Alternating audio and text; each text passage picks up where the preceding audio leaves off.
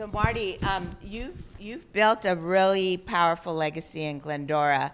So how many? I mean, you've been in real estate for over 40 years, right? 47. 40, almost 47. 50 years. Okay. When there were no yeah. cell phones and no computers. Yes. I know we had faxes, Fax machines, remember? yeah. And then they would fade after a week. Yes. So you've seen a lot of market turns, right? Yes, I have. So share with our audience, how have you prepared? What have you learned from those market turns, and how do you prepare? Well, it's really funny because, when I started, I didn't realize until, Jen, I think you sent out the interest rates. And on there it said, in 1990, interest rates were almost 10%. I'm thinking, oh my God, I started in 78. I didn't even realize they were almost 10%. All I knew was I had to sell houses.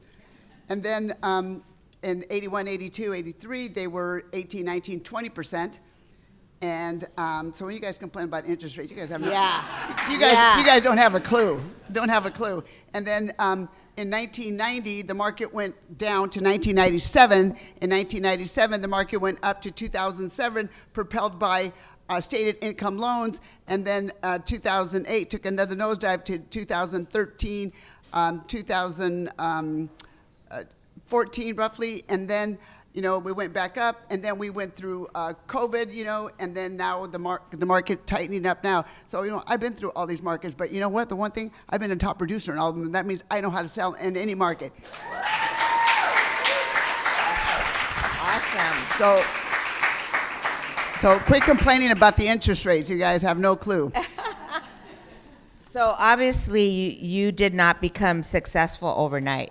So share a little bit about your story about, some of the sacrifices that you had to make in order to build this legacy. Well, we made, a lot of sacrifices, a lot of long nights. Shelley slept next to my desk at the Whiting Company for many years when she was a little girl, and the kids used to go door knocking with me when they were little.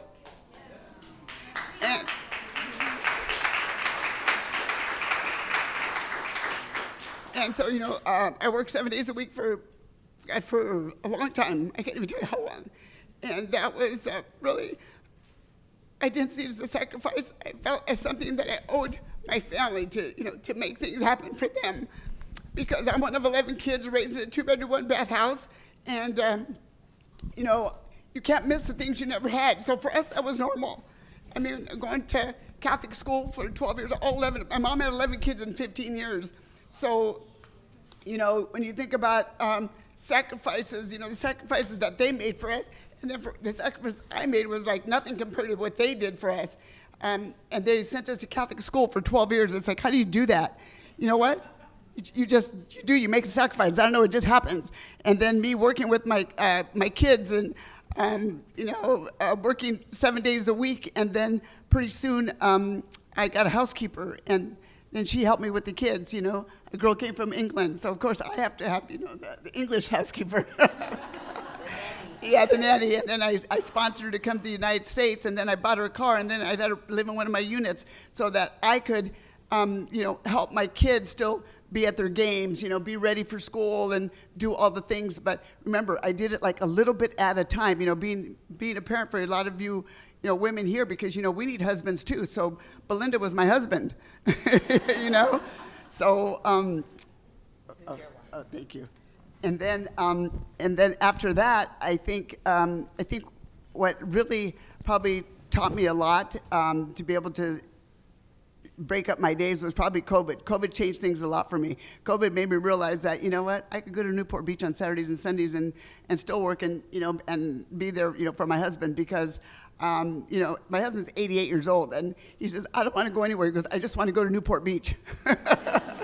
And luckily 25 years ago, I bought a house there. That was, one of my best investments, for sure, on the peninsula, by the wedge. So, but the one thing that I know, the sacrifices to me, I don't know any different. I didn't know they were sacrifices. I just thought that's what we had to do because we don't know any different. So, but remember, my whole family was in it, my kids, my husband. In fact, my husband was 55 years old. I told him to quit his job. I go, he was operating engineer. He had back surgery. I go, you can't do this for the rest of your life. That is back-breaking work. I said, just retire and help me do what I do. And that's what he did. And he used to drive me around, and even now he still drives me around, and I can work while he's driving. So it's it's good. I mean, it's awesome. I mean, even I wouldn't want to be married to me, guys. Trust me. Because you know what? A lot of you know I'm not easy. It's not that I'm not easy. It's just that, you know what? We expect a lot from, ourselves, and I expect it from you. I got an offer from some agent. He goes, I've known you for 25 years. I go, and you still can't write an offer. It's like incomplete, no supporting documentation. I mean, come on, guys, let's get real. If you want to be professionals, you want to be in the industry, the one thing I can tell you is you better be educating yourself. That's one thing about me. When you spoke about connection, about a cold calls, you might be on Instagram, you might get calls. I don't care what you're on, because if you can't connect, all that means nothing. Okay, so you better be working on your skills, making your contacts, making your calls, role-playing, know what to say, how to say it, when to say it. Because when you meet that buyer, and if you can't connect, he's not going to give you his information. Because when I tell my people, I says, make sure you learn everything about that person. Know who they are, know where they work, know how many kids they have, what's important to them. And they're not going to tell you unless you know how to connect with them. But the problem is people don't want to train themselves to learn how to do that, what to say, how to say it, when to say it, and can you connect with them? Because without connection, there's no business, guys. Yeah. I don't care how much. Well Instagram. said. Well said. So, Marty, I know you started off as an individual and then you built a team. What does your team mean to you, and how have they played a role to help you stay strong during different market shifts? Well, and I will tell you, my team is everything to me, because our team is a well-oiled machine. It's built on trust, hard work, accountability, and clarity. Everyone on the team has a defined role. Everybody knows their job, from the agents, to the staff. So everybody stays in their lane, including Marty. Shelley will tell you, Mom, stay in your lane. I don't do anything but sell real estate. Shelley manages our money. Shelley manages our properties. Okay, so my tenants better not be calling me, because she will like have a fit. It's like, don't put things in my mom's head that don't belong there, because what happens when you get distractions, now you can't focus. And even remember, when your kids are little, you got to train your kids to be part of your team. And my kids were absolutely part of my team. I mean, I never had any problems, any trouble. The teachers didn't call me, because when that starts happening and you didn't train your kids properly, guess what? That's pulling here, pulling there, everywhere, and you can't focus on the client. It's going to take away from your success. So all that, starts at home, from your kids to your husband and the people that surround you. I mean, sometimes you're going to have family members that you're going to divorce, because you know what? They're not good for you. When I first started and I worked in that office, I had all the old people, the coffee drinkers that complained about real estate. I was like, oh man, I got to get out of this office. So you go out knocking doors, you go out sitting open houses, because all they want to do is complain. You got to get away from those people in every aspect of your life, not just at work, but even the circles. Who do you hang around with? Our dad always said, you know what? Who you hang around is who you are.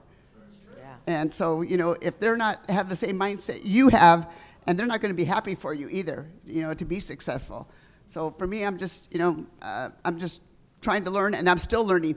But why I connect with people, like I took a listing in Chino Hills last week, and it was an older Indian couple, and I know they were kind of like not sure, but you know what? I gave them so much information, so much tax information. I mean, you know what? It was like, I was it. I mean, I was their girl. I gave them so much information. We connected. It was like, nobody told us that. Nobody told us this. And that's the thing, you guys. If you don't learn every single thing about your business, you will not be successful. I'm talking about, I know about construction. I know about construction defects. I know about trust. And I know about some crazy trust that I'm working on right now. But I have good attorney. I have good resources, contractors, builders, because my role has changed. I'm not just a real estate agent. I'm helping my sellers pretty much flip their own houses. I go there, it's like, okay, no, we need to paint this, we need to fix this, we need to change out lights, we need to, so I'm helping them technically kind of flip their own houses. So my work has gone beyond just being a real estate agent and then being an asset to them when it comes to their trust or finances. Oh, wait a minute. You're going to have a tax liability, so I want you to talk to your CPA before I list the house because you've only got $500,000 of gain tax-free and you've made more than that, or this is a rental. You've depreciated it, so we need to talk to the CPA before we do anything. You know what my people love me and appreciate me? And send me more referrals because I go beyond selling their house. How many of you can go beyond selling their house? How many of you know all of these things that you should know? And you know what? And if we're not doing it personally, it doesn't matter. You better learn it. And and I used to go to a lot of classes, and probably classes that weren't even worth the time of day, just probably wasting my money, but it didn't matter. I just kept going and going. I went to Mike Ferry when there was only 50 people at Pacific Palms, and Mike had this big old hair, and that was the beginning of me going to a seminar and listening to somebody that kind of knew what they were talking about.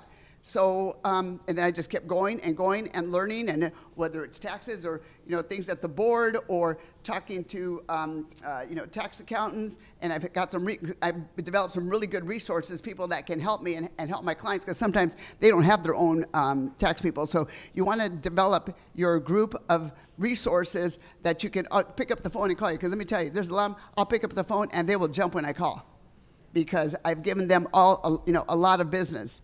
So that's awesome. So that was probably more than you asked for. No. So Marty, and how you talked about your team and how important they are to you, but everybody has their own motivations and their own fears. How do you deal with your team, when they do have that fear, or they're doubting themselves, or they're uncertain about, their own skills? What do you do to? Well, I will tell you one thing. Shelly is our Chief Sales and Operations Officer on our team. So what we say is, I'm the Kobe Bryant, she's the Phil Jackson. Okay, she calls the plays. Okay, and if I throw you the ball and you can't catch it, you know what? I don't think you belong on my team. And if I throw you the ball and you catch it and you don't know the play, maybe you don't belong on my team. At that point either. Because if you don't know how to make the plays and how to make the moves, and that's because you've showed up, you've called, you've worked on your role playing, you know what to say, how to say it. So I've got to know that I can pass the ball to you, and I don't have to worry. I'm not going to think about it again because I know it's going to get done. And that's how skilled our team is. And Shelly, and you think I'm not easy? No, Shelly's even tougher than me. But yeah, she keeps our agents accountable and making sure that they show up. Show up, dress up. We do accountability. You role play it, and she knows who's showing up and who's not. And I love that follow-up boss because she can see everything. Yeah. So don't be telling us, oh yeah, I've done this. No, we can see you didn't. I think that's one thing that is really important, is accountability, and also recognizing when someone isn't a good fit, right? That too. How do you handle that if it's somebody like your family and you figure? Well, I've been there. Yeah, I know you have. Shelly, yeah, Shelly's. Shelly. She's my brother goes, so Yeah. Yeah, it's okay. It was, and my cousin Javier. In fact, Javier says, "Dad," she goes, "Marty fired me." I have a couple people that we're still friends, but they just weren't a fit for the team, and you know what? And that's okay, because not everybody wants to work like us. They want to be like us, but they don't want to work like us. Yeah. Okay. So you want to talk about Marty, you want to talk about Caesar, you want to talk about somebody else. Try working like we work, and then you can talk about us. Yeah. You might have a different. And you I know think, what? Because what they say is none of my business anyway, and I don't really care. Exactly. I think that's a mistake that people make, is that they don't cut their losses early enough. They don't recognize if somebody's not a good fit. you know, and you know what's sad is probably they are a good fit, but maybe they don't have a good, team lead, a Shelley, somebody who's going to guide them and push them and show them how they can be successful in this business. They just have the wrong leadership, okay? Which is kind of sad because I think there's, a lot of good people out there that just have the wrong leadership or the wrong office, the wrong team, whatever it might be. So for agents out there that might be feeling discouraged, like some of them, never been in the environment where it's double-digit interest rates, right? And they're like, what? Oh my God, it's not 2% anymore. Now it's 6%, 7%. What advice would you give them on how to really not just survive, but to actually thrive in the market? Well, when I think that starts with, especially the new people, is really getting, being educated. Work on yourself. Go to those classes. You've got Mike Ferry, you've got Tom Ferry, you've got role play. Masters. Which we have loved working with Masters because they have so many resources that the company offers to all of the agents because it's all about the agent. You want to work with somebody if you're an agent. That's all about you, not about them. Okay, because for me, it's not just about me; it's about my whole team. I need to make sure that they're going to be successul. When they're successful, I'm successful, and everybody's happy. Because for me, my mission statement is, to bring happiness to myself and others, to be the best example I can be, so I can inspire and change lives and bring out the best in the people I touch. And let me tell you, the one thing I can tell you is so many people that have come to me, have worked for me, and said thank you.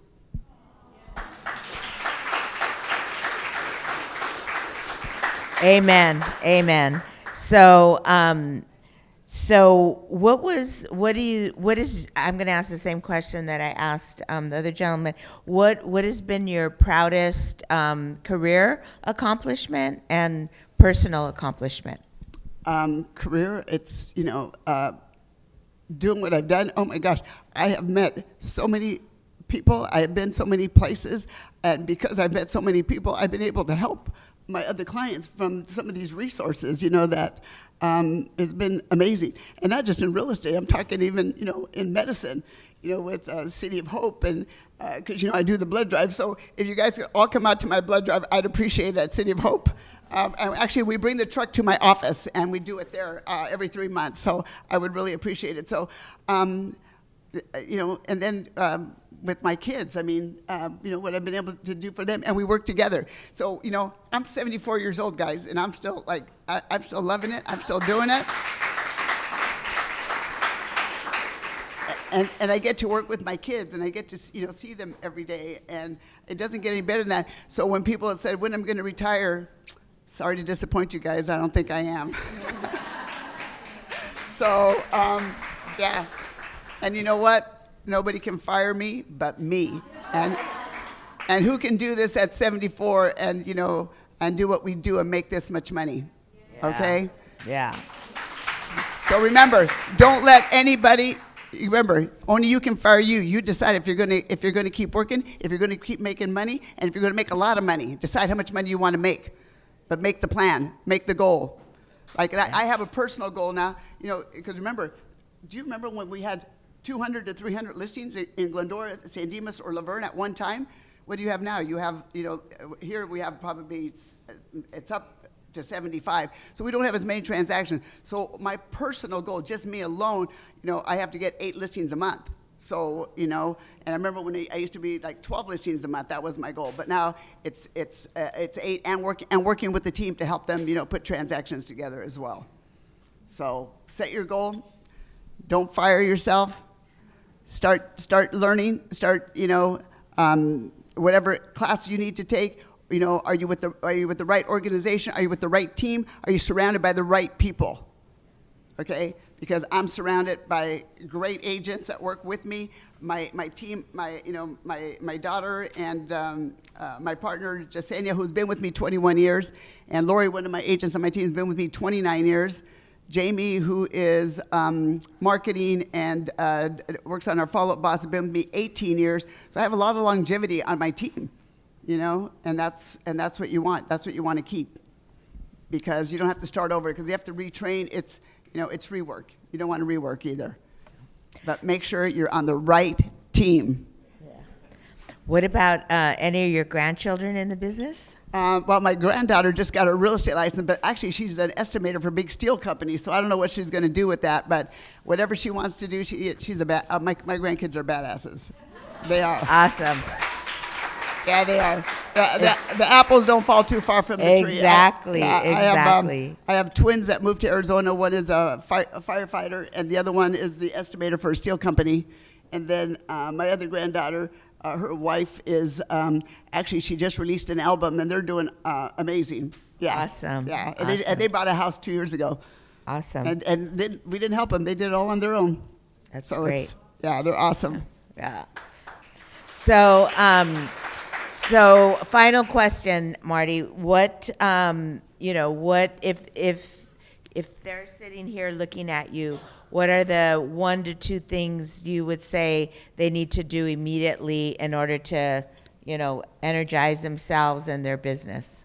I think immediately is you're going to go back and you're going to look at your goals, and you're going to write them out, and then you're going to tell yourself, how am I going to execute them? What do I have to do to reach those goals? And then what are you going to do about your learning, your education to be, I'm going to tell you, and I can say it, be a Marty Rodriguez. Who knows? I know everything, and I'm still learning so much. But I know so much about real estate. I'm definitely a value to my clients. Service is a given. That's expected. But are you a value? How much value do you bring to that client? And I bring a lot. I work on some crazy cases. So that's your homework. Okay? Let's hear it for Marty. Yeah. You're in the presence of greatness.